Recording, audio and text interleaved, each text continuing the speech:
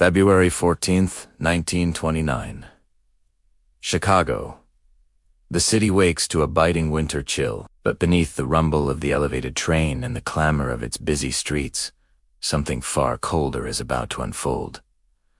This isn't a day for lovers, whispers, or chocolate hearts. In the brutal world of Prohibition-era Chicago, this Valentine's Day will be written in blood. This is the story of a day that would forever stain the city's history. A day when love was eclipsed by lead and loyalty was answered with a firing squad. This is the St. Valentine's Day Massacre. In the Roaring '20s, Chicago wasn't just a city. It was a kingdom, and two kings were locked in a war for its crown. On one side, the infamous Al Capone, a name synonymous with power, ruthlessness, and an empire built on illicit booze, gambling, and fear. His South Side gang was a machine, efficient and deadly. On the other side, George Bugs Moran, head of the North Side gang.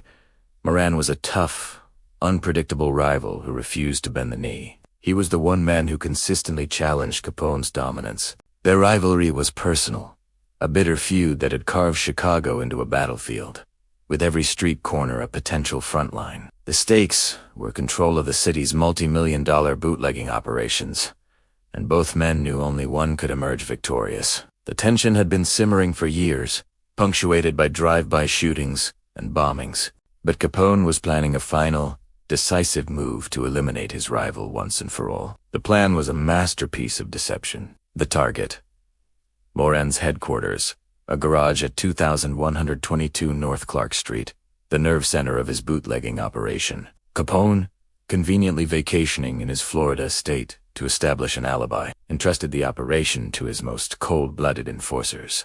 The key to the trap was a stolen police car and authentic-looking police uniforms. On that frigid morning, a Cadillac sedan, looking every bit like an official police vehicle, pulled up to the garage.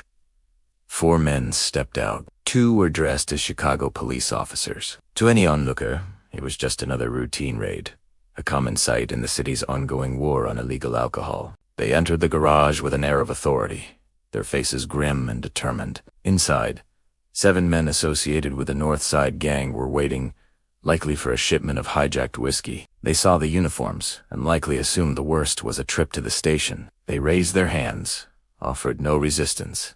They had no idea they weren't being arrested. They were being lured into their own execution. The fake officers lined Moran's men up against the red brick wall, their backs to the door. For a moment, there was a tense silence, the cold air thick with anticipation. Then, the other 2 assassins emerged from the shadows, revealing the cold, hard steel of their Thompson submachine guns. The order was given. The world erupted in a deafening storm of gunfire. Over 70 rounds tore through the air in a matter of seconds, a relentless barrage of lead that ripped through flesh and bone.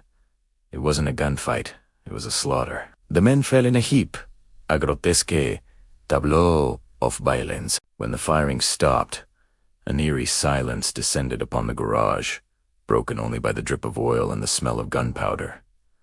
The assassins made their exit just as they had arrived. The 2 men in civilian clothes walked out first, hands in the air, escorted by the uniformed gunman. A perfect illusion of a police raid completed. They drove away, leaving behind a scene of unparalleled carnage. 7 men lay dead, their lives extinguished in a brutal act of gangland justice. The intended target, Bugs Moran, had escaped by pure chance, arriving late and spotting the police car from a distance. He decided to keep away, but his gang was shattered. The aftermath was a media frenzy. When the real police arrived, they were met with a scene so horrific, it stunned even the most hardened officers. Newsboys screamed headlines on every street corner: "Chicago's Bloody Valentine." The city was in shock. This wasn't just another gangland hit.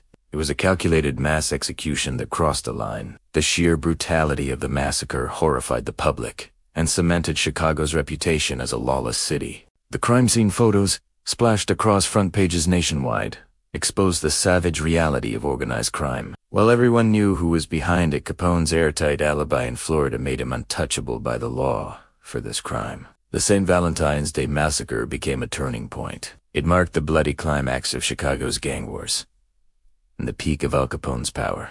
The public outcry, however, was immense, and it finally pushed federal authorities to intensify their efforts to bring him down. He would eventually be imprisoned, not for murder, but for tax evasion. The massacre became a dark legend, a chilling symbol of the Prohibition-era's violence. The brick wall, pockmarked with bullet holes, became an infamous monument to a day when hate delivered its own deadly Valentine. The echoes of those gunshots still reverberate through American history, a grim reminder of the price of power. Thank you for watching. If you found this glimpse into history compelling, do you forget to like this video and subscribe to our channel for more deep dives into the stories that shaped our world. We'll see you next time.